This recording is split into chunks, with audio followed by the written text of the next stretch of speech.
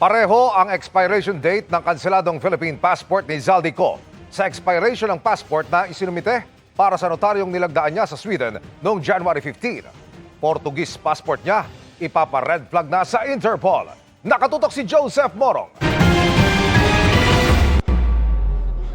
Ikinagulat ni Interior Secretary John Vic Rimulya na nasa Stockholm, Sweden noong January 15 si dating Congressman Zaldico na unang iniulat kahapon ng GMA Integrated News. Ang ilang beses kasi niyang inuulit-ulit nasa Lisbon, Portugal at gumagamit ng foreign passport. Pero noong January 15, nasa Stockholm sa Sweden si Ko, batay sa apostilo notaryo sa Sweden na eksklusibong nakuha ng GMA Integrated News kahapon.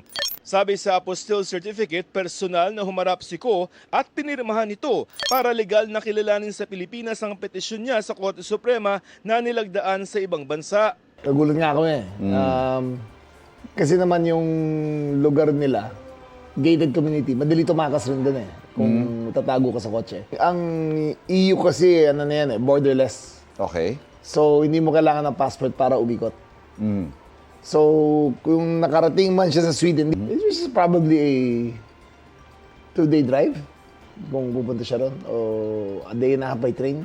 Ayon kay Rimulya, Portuguese passport ang ginamit ni Ko. Pero sa dokumentong kalakip ng apostil, nakalagay na ginamit ni Ko ang passport niya ng expiration ay February 22, 2032. Kapareho ng expiration date sa kanyang Philippine passport na kanselado na noong December 2025. Tinatanong pa namin si Rimulya tungkol dito. Kinumpirma ng abogado ni Ko na si Atty. Ruy Rondain na naghain sila ng petisyon sa Korte Suprema pero hindi pa ito tumutugon sa tanong kung nasaan ba si Ko.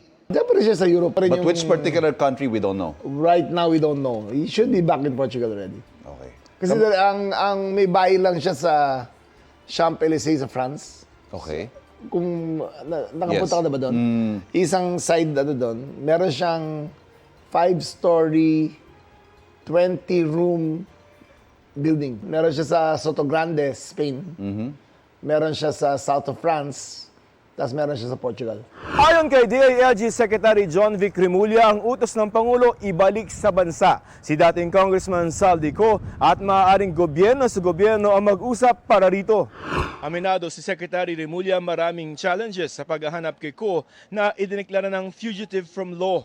Bukod sa maraming panggastos na pera, maraming ari-arian si Ko. Kaya nung nagpasabi raw si Ko na gusto ng dialogo sa gobyerno, may kondisyon daw. Ang dami pera kasi.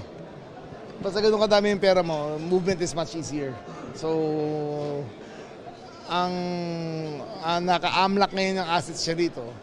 Pero we have set a precondition na kung gusto nyo mag-usap, mag-restitute muna siya ng $1 billion papunta sa Philippine government so we can solve the housing problem here. Kasi ninako niya sa tao yan dapat ibalik natin sa tao. So kung makita ko kung magbigay siya ng 60 billion, ang buong ISF ng Metro Manila mabibigyan natin ng bahay. So ayun ang target namin yan. Aalis daw ng bansa si Rimulya para makipag-usap sa ibang bansa tungkol sa paghahanap sa mga wanted na mga personalidad. Ipapa-red flag na ng DILG sa Interpol ang Portuguese passport ni Ko.